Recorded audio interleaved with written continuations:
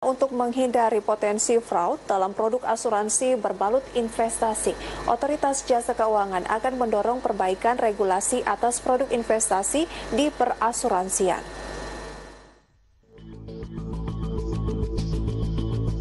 Otoritas Jasa Keuangan akan memperketat regulasi tentang produk asuransi berbalut investasi demi memperkecil potensi fraud seperti kasus asuransi Jiwasraya. Deputi Komisioner Pengawas Industri Keuangan Non-Bank 2 Otoritas Jasa Keuangan Muhammad Ihsanuddin menyatakan demi meningkatkan pengawasan ke depannya, OJK akan membuat regulasi tentang penerbitan produk asuransi berbalut investasi. Ihsanuddin menilai regulasi ini diperlukan untuk mengurangi potensi penyalahgunaan investasi yang mengakibatkan kerugian besar di pihak nasabah. Meski demikian, pihaknya menyadari bahwa ini akan sedikit memberatkan industri. Namun ia memastikan diskusi dengan industri perasuransian terus dilakukan demi memperbaiki kepercayaan di industri perasuransian ke depannya. Meski belum merinci peraturan baru tersebut, namun OJK akan memperkuat sharing informasi dengan industri perasuransian dalam menentukan jenis instrumen investasi yang dipilih. Di mana dalam aturan sebelumnya OJK hanya memberikan batasan persentase atas jumlah suatu instrumen yang bisa dijadikan tempat investasi tersebut.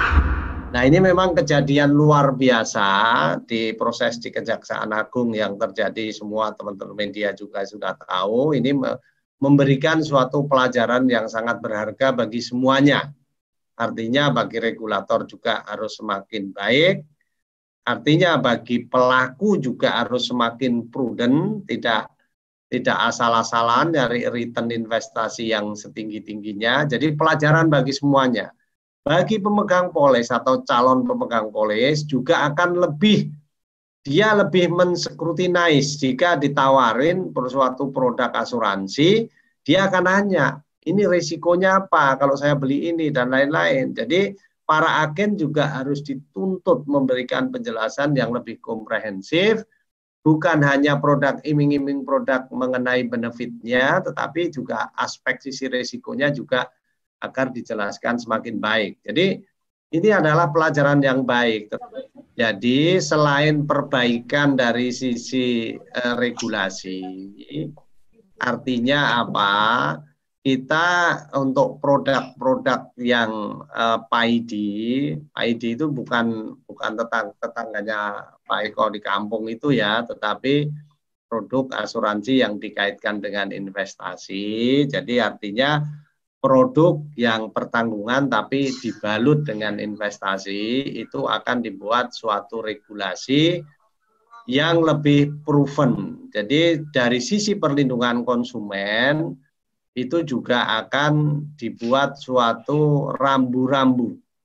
Artinya nanti di dalam proses underwriting-nya juga diperjelas. Nah, ini memang bagi pelaku dirasa memberatkan, tidak mengembangkan bagi industri dan lain-lain. Jadi berada di tengah-tengah itu memang ternyata tidak mudah. Jadi kita di sisi lain juga harus ada fungsi pengembangan kepada industri, khususnya di industri perasuransian.